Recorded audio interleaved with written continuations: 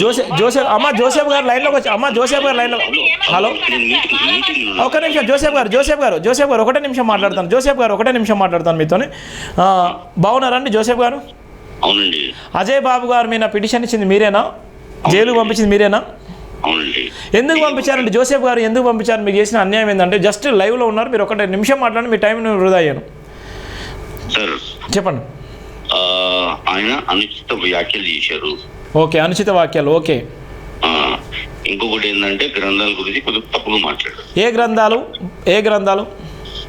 హిందూ గ్రంథాలు. ఓకే, హిందూ గ్రంథాలు ఆయన అనుచిత వ్యాఖ్యలు వేస్తే మీ మనోభావాలు ఏమైనా దెబ్బతిన్నాయా జోసెఫ్ గారు?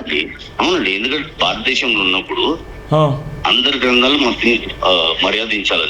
ఓకే, జోసెఫ్ గారు మాట్లాడుతున్నారు, మీరు కామెంట్ చేస్తుంటే కామెంట్ చేశాను. జోసెఫ్ గారు ఆయన మాటలు వినండి. ఎందుకోసం అంటే ఆయన స్పష్టంగా చెప్తున్నాడు ఆయన మనోభావాలు. చెప్పండి జోసెఫ్ గారు.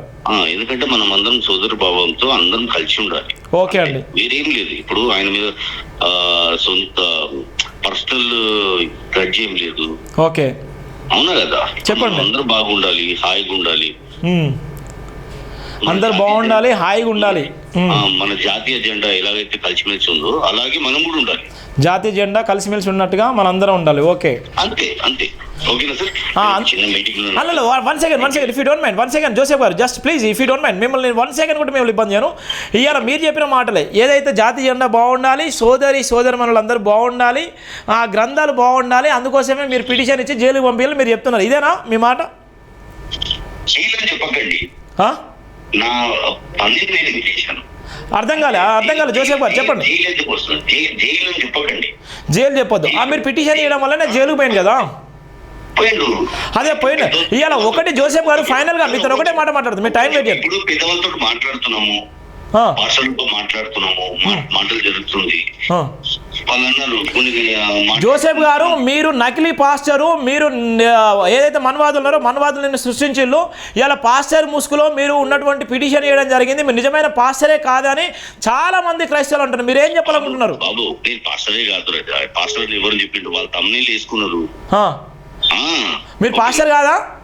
లేదు, కాదు. ఎవరన్నారు? నేను పాస్టర్ చెప్పినాను ఎక్కడన్నా? ఓకే, మరి పాస్టర్ కాకపోతే మీరు పాస్టర్ కాదు, ఆయన ఒప్పుకున్నాడు. మీరు ఏంటి అసలు? మీరు ఎవరు? మీరు బాబు, నాకు టైం లేదు. అదే మీరు ఒకటే నిమిషం ప్లీజ్ జోసెఫ్ గారు ప్లీజ్.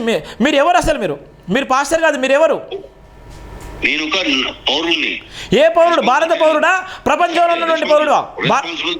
Indian citizen. ఒక నిమిషం, మీరు పాస్టర్ కాదు. పాస్టర్ ముసుగులో ఉన్నటువంటి మీరు ఏలాంటి సంబంధం లేదు మీకు, క్రైస్తవ సంబంధానికి మీకు ఏ సంబంధం లేదు, అంతే కదా?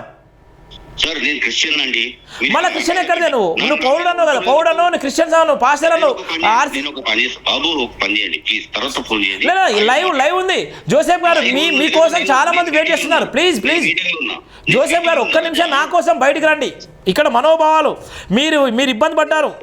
జోసెఫ్ గారు మాటలు విన్నారు కదా, జోసెఫ్ గారు మాటలు మీరు విన్నారు. జోసెఫ్ గారు ఆయన మీటింగ్లో ఉన్నారట, చాలా పెద్ద మీటింగ్లో ఉన్నారట. ఆయనకు ఉన్నటువంటి ఆయన పాస్టరే కాదు. దయచేసి చాలామంది కూడా ఇవాళ నిజం చెప్పడం, జేబీఎన్ టీవీ ద్వారా కూడా నిజం చెప్పడం జరిగింది. ఆయన పాస్టర్ కాదు, నన్ను పాస్టర్ తమ్ములను వేసుకున్నారు. చూసినావా ఎంత ఫేక్ వీడియోలు పెట్టుకుంటారో, ఎంత విధంగా టీవీ ఛానల్స్ ఎంత డ్రామాలు ఆడిస్తున్నాయో, ఏ విధంగా కుట్రకుతంత్రాలు వేస్తున్నారో, ఏ విధంగా క్రైస్తవ సమాజాన్ని ఎంత బదనాం చేస్తున్నారో. జేబీఎన్ టీవీ లైవ్ ద్వారా కూడా ఆయన పాస్టర్ కదా అని బండారం బయటపెట్టడం జరిగింది. జోసెఫ్ గారు పాస్టరే కాదు, కావాల్సినంటే జీసస్ని నమ్ముకున్నటువంటి వ్యక్తి అంటున్నాడు. జీసస్నే కాదు, ఆయన ఏదైతే జాతి జెండాకు అవమానం జరగదట, సోదరి మనలకు ఇబ్బంది కలగొద్దట, ఆయన మనోభావాలు దెబ్బతిన్నాయట. ఒక పక్కన మరియమ్మను ఎవరికి పుట్టిండో జీసస్ అన్నప్పుడు ఆయన మనోభావాలు దెబ్బతినలేదు. అంతేనా? ప్రవీణ్ పగడాల విషయంలో చంపేసి ఆయన కుట్రకుతంత్రాలు వేస్తే ఈయన మనోభావాలు దెబ్బతినలేదు. మణిపూర్లో మహిళలు నగ్నంగా ఊరేగించి ఎక్కడ పడితే అక్కడ ముట్టుకొని ఆ మహిళలను ఎంత టార్చర్ చేస్తే ఈయన మనోభావాలు దెబ్బతినలేదు. భరతమాత బిడ్డలకు అన్యాయం చేస్తే ఈయన మనోభావాలు దెబ్బతినలేదు. ప్రపంచవ్యాప్తంగా ఉన్నటువంటి ఎందరో ఇవాళ వాళ్ళు ఎంతో ఇబ్బందులు పడుతుంటే, భారతదేశంలో ఎన్నో కుట్రకుతంత్రాలు జరుగుతుంటే, రామ మందిరంలో రేప్ జరిగినటువంటి ఒక మహిళకు ఆ రామ మందిరంలో రేప్ చేసినటువంటి మనువాదులు ఆ మహిళకు అన్యాయం జరిగితే ఇలా ఈయన ఇబ్బంది కలగలే. ఇవాళ ఉన్నటువంటి 2 days బ్యాక్, ఒక 1 week బ్యాక్ ఒక మహిళను టెంపుల్లో నిర్బంధించి టెంపుల్ దగ్గర అత్యాచారం చేసి నోట్లే మూత్రం పోసి ఇబ్బంది చేసి ఈయన మనోభావాలు దెబ్బతినలే.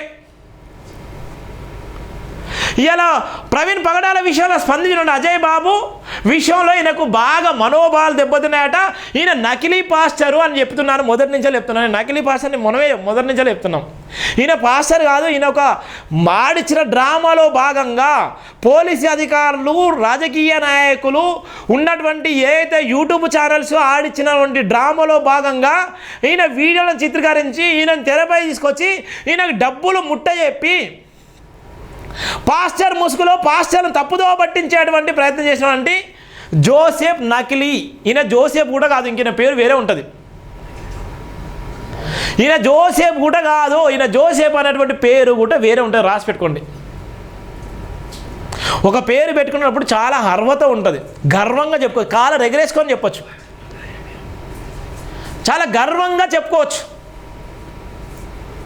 క్రైస్తవ సమాజమా ఏ విధంగా మీ జీవితాలను ఏ విధంగా కుట్రలు కుతంత్రాలు వేస్తున్నారో చూడండి. నకిలీ పాస్టర్లు ఏ విధంగా చేస్తున్నారో మీరు చూడండి. ఆయన పేరు చూడు, ఆరోగ్య స్వామి అట. ఆరోగ్య స్వామి మళ్ళీ జోసెఫ్ వచ్చినట. అసలు పేరు చూడండి ఎక్కడుందో. ఆ పేరు కూడా కాదు. ఆధార్ కార్డులో చూస్తే మళ్ళీ ఆధార్ కార్డులో ఎట్లంటే పుట్టియచ్చు, పాన్ కార్డులో ఎట్లంటే చేసుకోవచ్చు. ఇలా ఎంత కుట్రలు వేస్తున్నారు క్రైస్తవ సమాజాన్ని. ఇలా ప్రవీణ్ పగడాల విషయంలో ఏ విధంగా తప్పుదో పట్టిస్తున్నారో చూడండి, ఏ విధంగా ఇబ్బందులకు గురి చేస్తున్నారండి. జేబీఎన్ టీవీ సాక్షిగా ఆయన పాస్టరే కాదని చెప్పడం జరిగింది, ఆయన మాటలు కూడా మీరు చూపించడం జరిగింది. ఎంత బాధాకరం అంటే అంత బాధాకరం. మళ్ళీ ఒకసారి చేద్దాం. ఆయన మరి ఇంటర్నేషనల్ మీటింగ్ ఏ మీటింగ్లో చూద్దాం ఒకసారి.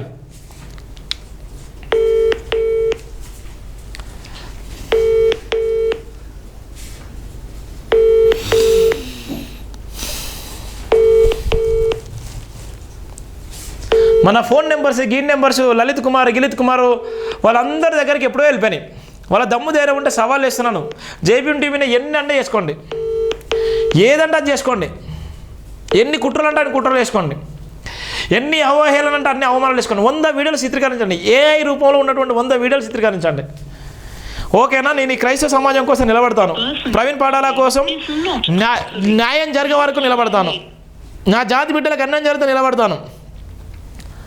జోసెఫ్ గారు చూడండి, ఆయన పాస్టర్ గారు అనవసరంగా పాస్టర్ సమాజమా క్రైస్తవ 100 మంది కేసు పెట్టండి. ఆయన ఇప్పుడు 1000 మంది కేసు పెట్టచ్చు.